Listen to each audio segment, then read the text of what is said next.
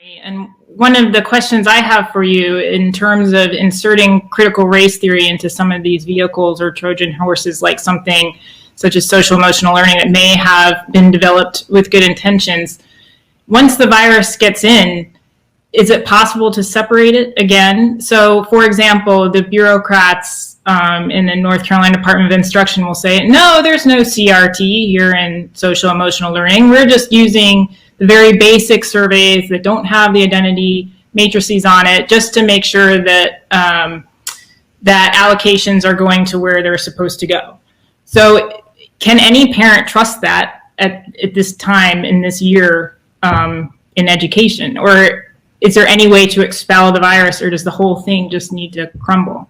So those are two questions. No, parents can't trust anything that is being put out by one of these official administrative bodies right now. Absolutely nothing. What I continue to run into is kind of this mixture of two things, and I can't claim in any given individual, especially if I don't know them, which one is dominant, which one is maybe the only motivation, if there's some mixture. But it's a mixture of fully believing in this program and ignorance about what this program actually is, and meaning critical theory in particular. So a lot of times they'll say, oh, well, we're not talking about critical race theory. Those words never appear, but every lesson has something to do with racial equity, racial justice, racial privilege or whatever.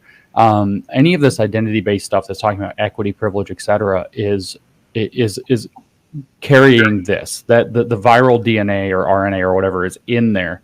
And no, parents can't actually trust these administrators or the school board members to tell them the truth, either out of ignorance or because these entities, these bodies, these administrations are filled with people who will misrepresent this stuff willfully to keep it going on. And like I said, I can't parse how much in any given individual or any given board of those two factors it is, but I see it basically in every school board in the country. So no, parents can't trust it. Now, can it be taken out? Well, of course it can. If the curriculum could be changed to this, and I'm not saying it's a short-term thing, it can be changed away from this. And so taking the focus off of privilege, off of equity, off of oppressor versus oppressed, off of identity, as a matter of fact, all of that is very straightforward, focusing on actual, achievement-based curriculum like basic mathematics, reading, literacy, scientific literacy and competence. All of those things are curricular changes and programming changes that can easily be made. The problem occurs when you either have administrators and teachers who are ignorant of it and going along with it thinking it's good. I see multicultural communities. This is not what should be going on. And then secondly, you have many others who actually think this is the way of the future. And until those problems are cleared up, both ignorance and the insertion of people who have no business. I mean, granted, it's not as bad as this probably in most places in North Carolina, but we just saw the thing in California with the literal Antifa teacher literally teaching, revolution and revolt against the country to children. And he got busted. And it's probably not that bad in most school districts in North Carolina, or I'm in Tennessee.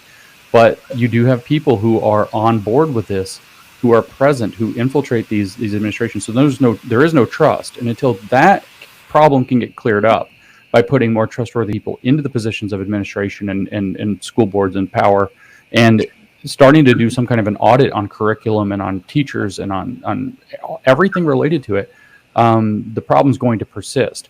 I see the comment. Don't I know North Carolina? I know all 50 states have teachers like this. Yeah. I assume there are probably more in California and more than likely in Virginia than anywhere else, because I shouldn't say that. Oregon and Washington exist too, but because those are kind of the biggest hotbeds of this problem.